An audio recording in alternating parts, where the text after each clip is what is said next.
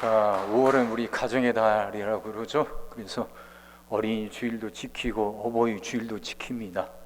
그러니까 어린이날이 따로 있고 어버이날이 따로 있으니까 그렇게 그 주일을 이렇게 지키는 것 같습니다. 근데 그 가정이란 걸 이렇게 구성하는 가장 기본적인 단위가 부부 아닙니까? 그 자식도 부부가 있어야 태어나는 거잖아요. 그러니까 가정에서 가장 중요한 건 부부입니다. 부부 관계가 화목하고 행복해야 가정이 행복할 수 있습니다. 부모는 자녀들을 참 사랑하고 자녀들에게 많은 것을 주려고 합니다. 돈을 주려고 하고 뭐를 물려주려고 하는데, 근데 엄밀하게 생각해 보면 부모가 자식들에게 줄 수 있는 가장 큰 선물은 다른 게 아니라 부부가 행복하게 살아가는 겁니다. 그러지 않아요? 사람이 세상에서 행복하게 살려면 세상이 살만한 곳이라는 걸 느낄 수 있어야죠. 살만한 곳이다. 그럼 그렇게 세상이 살만한 곳이라는 생각을 하려면 세상이 안정됐다는 느낌이 먼저 있어야 가능한 겁니다. 세상이 안정적이다. 안정된 곳이니까 꿈을 꾸고 그 꿈을 이루기 위해서 뭔가 계획도 하고 준비도 하고 그리고 꿈을 이루려고 열심히 뛸 수 있는 것이죠. 세상이 안정되다고 여기니까. 그러니까 세상이 살만한 것이 되는 겁니다. 근데 이 안정감이라는 건 어디서부터 생기는 겁니까? 가정이에요, 가정. 아이들이 자기 가정이 안정될 때 세상은 안정된 것이고 그래서 살만한 것이다 하는 생각을 갖게 되는 겁니다. 근데 그 가정을 안정되게 만드는 게 뭐예요? 부부관계죠. 부부가 화목하고 행복해야 가정이 안정이 돼요. 그러니까 부모가 자녀들에게 줄 수 있는 가장 큰 선물은 부부가 서로 사랑하면서 행복하게 살아가는 걸 자녀들에게 보여주는 거예요. 그렇게 살아가는 거예요. 자녀들은 그런 부모를 보면서 안정감을 갖고 살만한 세상에서 열심히 살게 되고 결국 복되게 살아가게 되는 거죠. 근데 이 부부 관계가 그렇게 행복하기가 참 쉽지는 않습니다. 모두들 원하지만 그게 쉬운 것은 아니에요.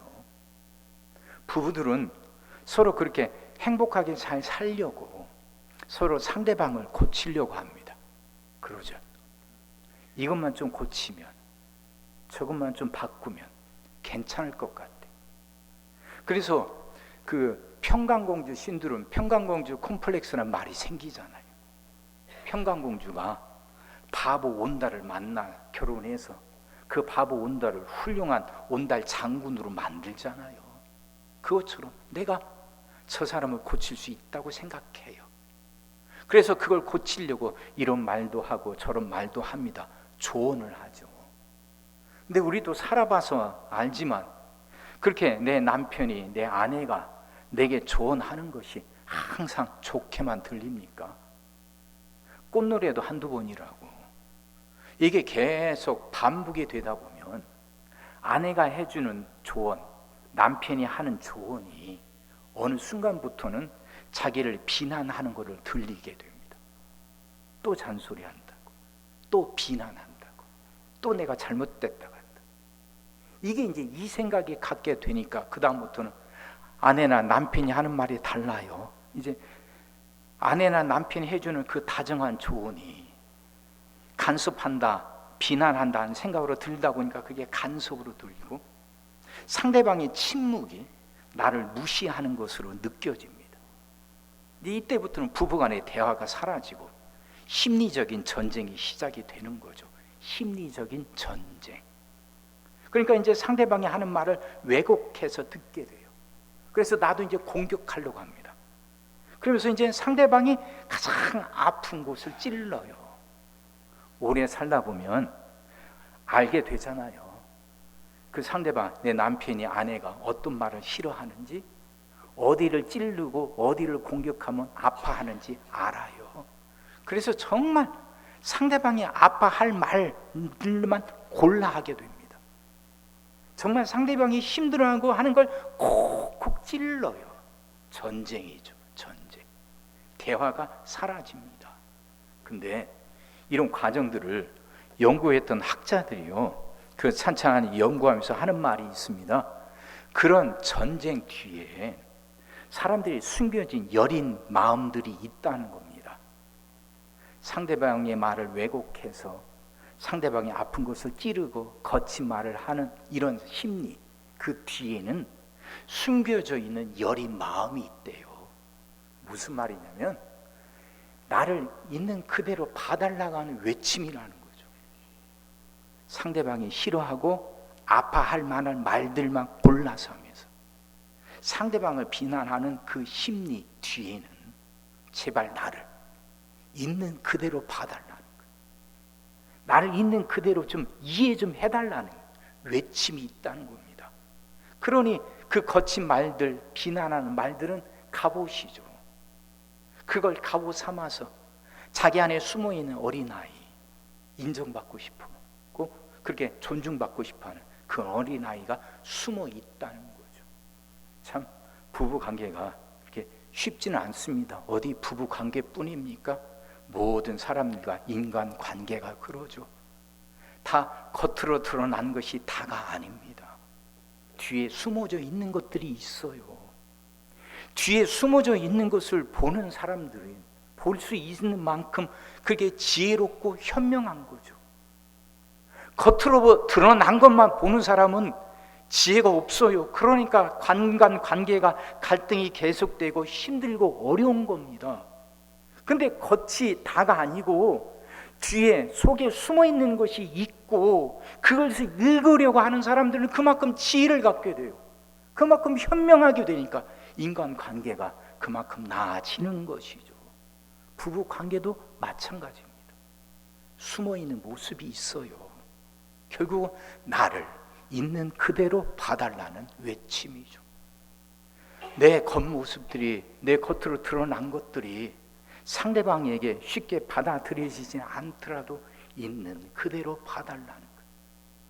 그게 될 때 결혼 생활이 그만큼 행복해질 수 있는 것인데, 결혼에 대한 시도 많고 또 결혼과 부부간의 사랑에 대해서 쓴 책들도 참 많습니다. 그 중에요, 그 칼릴 지브란이라고 이름은 많이 들어보셨죠? 그 레바논 출신이고 이분도 그 기독교인입니다. 그분이 쓴 시 예언자라는 그 시집에 결혼에 대하여라는 시가 있습니다. 한번 들어보세요. 결혼에 대하여 칼릴 지브란.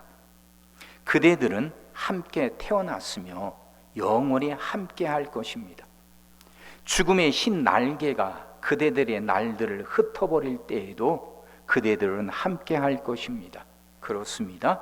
그대들은 신의 침묵하는 기억 속에서도 함께 할 것입니다. 그러나 그대들이 함께 하면은 거리를 두십시오. 그리하여 하늘 바람이 그대들 사이에서 춤추게 하십시오. 서로 사랑하되 사랑으로 구속하지는 마십시오.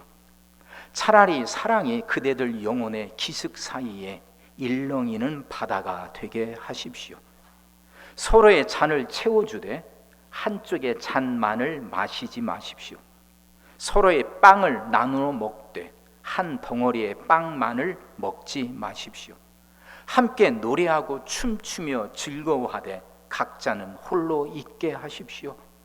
바이올린의 줄들이 같은 음악을 울리면서도 서로 떨어져 있는 것처럼 서로의 마음을 주되 서로의 마음속에 가두어 두지는 마십시오. 오직 생명의 손길만이 그대들의 마음을 가질 수 있기 때문입니다. 함께 서 있되 너무 가까이 서 있지는 마십시오. 사원의 기둥들도 서로 떨어져 서 있는 법이며 참나무와 삼나무도 서로의 그늘 속에서는 자랄 수 없기 때문입니다. 서로를 인정하라는 거예요. 같이 있되 떨어져 있으라는 거죠. 그대들이 함께 하면은 거리를 두십시오. 그리하여 하늘 바람이 그대들 사이에서 춤추게 하십시오. 같이 있되 함께 하되 거리를 두라는 거예요. 거리를 두라는 건 서로를 서로 그대로 있는 그대로 인정하라. 받아들이라는 거죠. 그래야 둘 사이에서 하늘 바람이 춤을 출 수 있다는 거예요. 서로 딱 붙어 있어서, 그래서 서로 상대방을 자꾸 자기 방식으로 만들려고 할 때, 자기가 원하고 자기가 꿈꾸는 방식으로 상대방을 고치고 상대방을 그렇게 만들려고 할 때 둘 사이에 틈이 없어져요. 틈이 없어지니까 하늘바람이 춤을 추지 못해요. 하나님의 은혜의 역사가 일어날 수가 없는 것이죠. 서로 사랑하되 사랑으로 구속하지 마십시오. 사랑이란 이름으로 서로 구속해요. 나를 사랑하니까, 내가 사랑하니까 내 방식대로, 내가 원하는 대로 구속하는 거죠. 그러니 은혜가 없는 거예요. 서로의 잔을 채워주되 한쪽의 잔만을 마시지 마십시오. 서로의 빵을 나누어 먹되 한 덩어리의 빵만을 먹지 마십시오. 한쪽의 일방적인 희생 갖고는 안 된다는 거죠. 잔을 나누어 먹고 빵을 나누어 먹는 것 당연합니다. 근데 한쪽만을 걷고 한쪽만의 잔, 한쪽만의 빵이라면 그 관계는 행복할 수 없고 오래 갈 수 없는 것이죠. 바이올린의 줄들이 같은 음악을 울리면서도 서로 떨어져 있는 것처럼, 바이올린이 네 줄입니까? 그 네 줄이 정말 아름다운 음악을 연주하잖아요. 얼마나 아름다운 음악이 많습니까? 근데 그 바이올린의 줄들은 서로 떨어져 있단 말이에요. 간격이 있어요. 간격이 있으니까 제 음을 낼 수 있는 거예요. 제 음을 내니까 서로 어우러져서 아름다운 하모니 음악이 되는 것이죠. 상대방을 있는 그대로 인정하라는 거예요. 함께 서 있되 너무 가까이 서 있지는 마십시오. 사원의 기둥들도 서로 떨어져 서 있는 법이며 참나무와 삼나무도 서로의 그늘 속에서는 자랄 수 없기 때문입니다. 아름다운 사원들 보면 많은 기둥들이 있지 않습니까? 근데 이 기둥들이 딱딱 붙어 있지 않아요.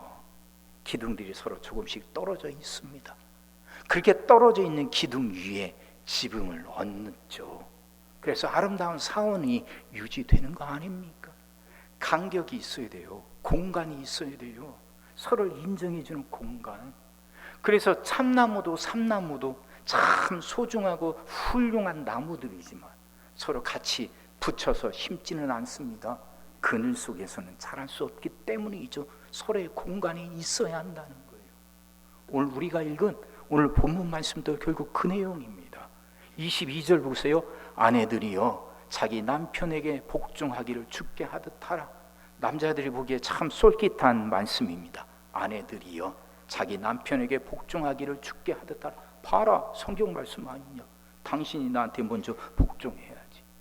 근데 성경은 이렇게만 말하지 않습니다. 25절 남편들아 아내 사랑하기를 그리스도께서 교회를 사랑하시고 그 교회를 위하여 자신을 주심같이 하라. 아내만 남편에게 복종하는 게 아니라 남편도 아내에게 복종하라는 거죠. 마치 예수님이 교회를 사랑하신 것처럼. 예수님의 사랑은 자신의 몸을 내놓는 사랑 아닙니까?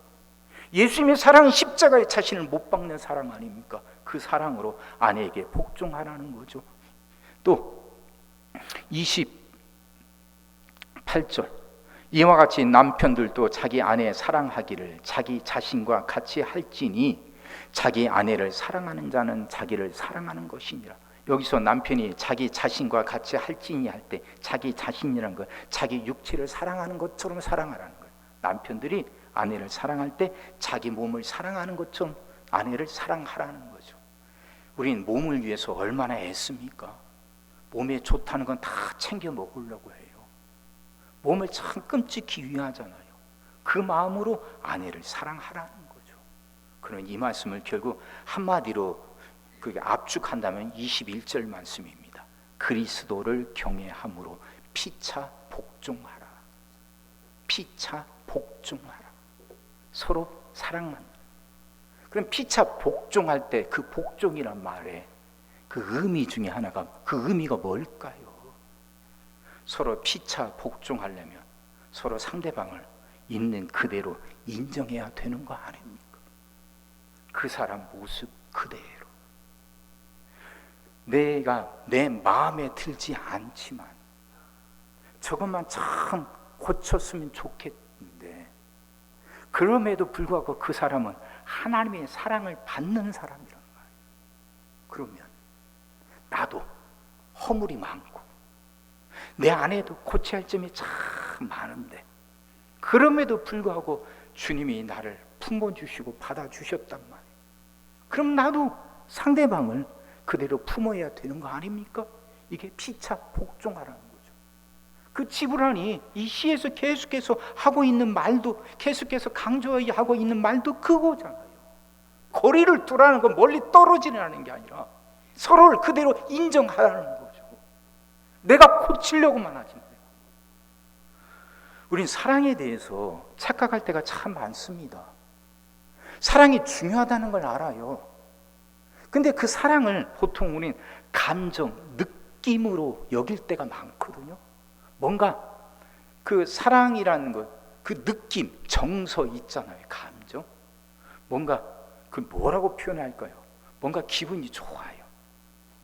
그러면서 뭔가 좀 구름 속에 있는 것 같기도 하고, 그러면서 참 뭐라고 다 이렇게 표현할 수 없는 어떤 그런 느낌, 그런 감정이 있어야 그게 사랑이라고 여기는데, 학자들은 그렇게 말하지 않습니다. 건강한 사랑은 그게 아니라고 그래요.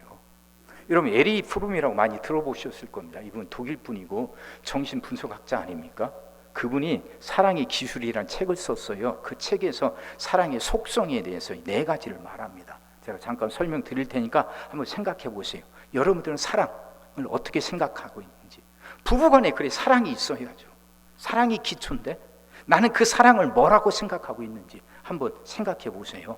에리 프롬은 사랑의 속성에 대해서 첫 번째를 돌봄이라고 말합니다. 케어라고 해요. 사랑은 명사나 형용사가 아니라 동사라는 거죠. 꽃을 사랑한다면 꽃에게 물을 줘야 돼요. 근데 물을 주지 않으면서 꽃을 사랑한다는 건 거짓이죠. 그러니까 사랑이라고 하는 건 꽃에게 물을 주는 행동이 있어야 된다는 거예요. 행동. 그래서 내가 사랑하는 대상이 더 성장할 수 있도록, 내가 사랑하는 대상의 그 생명이 더 활활 꽃필 수 있도록 내가 뭔가 행동하는 거죠. 적극적으로 관심을 갖고 그를 위해서 뭔가 행동하는 것, 그런 돌봄이 있는 것, 말뿐이 아닌 행동이 있는 것, 이게 사랑이라는 거죠. 내가 사랑하는 대상의 성장을 위해서 뭔가 행동하는 구체적인 실천이 있는 것, 그런 돌봄이 있는 게 사랑이라는 거죠. 에리 프롬은 또한 두 번째로 책임을 말합니다. 책임. 타인이, 그러니까 내가 사랑하는 사람의 요구에 내가 자발적으로 응답할 수 있는 준비가 되어 있는 상태, 그 책임이라는 거예요. 이게 책임이라는 그 단어 영어가 그 리스판스빌리티 아닙니까? 발음이 좀 그래요. 리스판스빌리티인데 그 동사가 리스판스죠. 근데 그 리스판스란 단어에는 응답하다 하는 의미도 담겨 있잖아요. 책임이란 말은 결국 응답한다는 거예요. 상대방의 필요에 대해서, 상대방이 원하는 거에 대해서 내가 자발적으로 응답한다는 거죠. 이게 사랑이라는 거예요. 책임. 그러니까 상대방이 미처 말하지 못한 것도 그것도 헤아려서 반응하는 거. 의무감이 아니라 어떤 짐이라서가 아니라 자발적으로 하는 것, 이게 사랑이라는 거죠. 세 번째는요, 존경을 말해요. 이제 이 칼릴 지브란이 말했던 거하고 이렇게 통하는 내용입니다. 존경, 상대방을 있는 그대로 바라본다는 거. 그 존경, 리스펙트죠. 그 말의 어원이 라틴어로 레스피체레입니다. 레스피체레라는 라틴어는 바라본다 하는 의미래요. 이게 존경한다 하는 말은 상대방을 있는 그대로 바라본다는 거죠. 내가 뭔가 고치고 뭔가 수정해서 내가 원하고 바라는 모습으로 만들어 놓으려는 게 아니라 그냥 있는 그대로 바라보고 있는 그대로 인정하는 거죠. 이게 존경이라는 거예요. 존경. 네 번째가 지식입니다. 알아가는 거예요. 상대방을 안다는 거, 그 사람 키에 대해서, 몸무게에 대해서 뭐 이 정도 아는 거 아니잖아요. 정보가 아니라 그 사람 내면을 아는 거잖아요. 침묵할 때 그 침묵의 의미가 뭔지, 그렇게 행동할 때 겉으로 드러난 행동의 내면에 어떤 의도가 담겨 있고 어떤 생각을 갖고 있는지 아는 것, 이게 온전한 지식이죠. 그러니까 사랑한다는 건 그렇게 상대방에 대해서 끊임없이 알아간다는 거예요. 여러분들도 결혼 생활 하시면서 그 배우자에 대해서 다 아십니까? 오래 살아서 다 안다고 생각했는데 어느 순간 못 보던 모습들이 튀어나오고 모르던 것들이 튀어나오는 순간들이 있잖아요. 그러니까 사랑이라고 하는 건 그 상대방에 대해서 끝까지 알아간다는 거죠. 이게 사랑이라는 거예요. 성도 여러분, 여러분 어떠셔요? 여러분의 배우자에 대한 사랑은 어떻습니까? 자, 이런 사랑이 제대로 온전해질 때 우리는 상대방을 온전히 이해하게 돼요. 다시 말하면 피차 복종하게 되는 거죠. 어떤 목사님의 강의에서 이런 이야기를 들었습니다. 그 배부르리라 하는 책에 나오는 내용이 돼요. 한 시골에서 목회하는 목사님 이야기입니다. 이분이 이제 시골에서 목회하니까 교회가 열악하다 보니까 직장을 가져요. 그래야 생활을 하니까.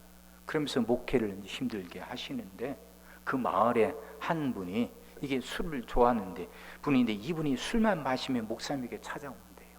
술만 마시면 찾아와서 이런 얘기 저런 얘기 한도 끝도 없이 이렇게 풀어놓는데 술 마신 분들 공통점이잖아요. 말이 끝이 없잖아요. 계속 되는데 이 목사님이 한 번도 내치지 않으셨답니다. 또 그분이 그렇게 찾아오면요 꼭 하는 일이 그 조용필의 일편단심 민들레 그 노래를 꼭 부른대요. 그 목사님 내치지 않고 기타로 그 반주를 해준답니다.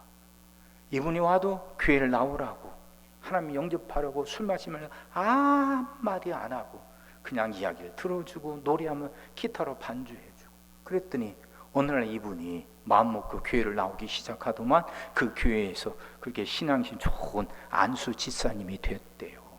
이분이 인터뷰하면서 그 목사님이 이런 말을 했답니다. 한번 들어보세요. 베어버리려고 생각하면 이 세상에 잡초 아닌 것이 없습니다. 그러나 품으려고 하면 꽃이 아닌 것이 없습니다. 참 좋은 말씀 아닙니까? 베어버리려고 생각하면 이 세상에 잡초 아닌 것이 없습니다. 그러나 품으려고 하면 꽃이 아닌 것이 없습니다. 베어버린다. 고치려고 한다는 거죠. 고치려고. 이것도 고쳐야 되고 저것도 고쳐야 되고 고치려고 마음 먹고 보니까 다 고쳐야 할 것 투성이라는 거예요. 잡초죠, 잡초. 근데 있는 그대로 품어보려고 했답니다. 품으려고 했더니 그게 다 꽃이 되더라는 거예요.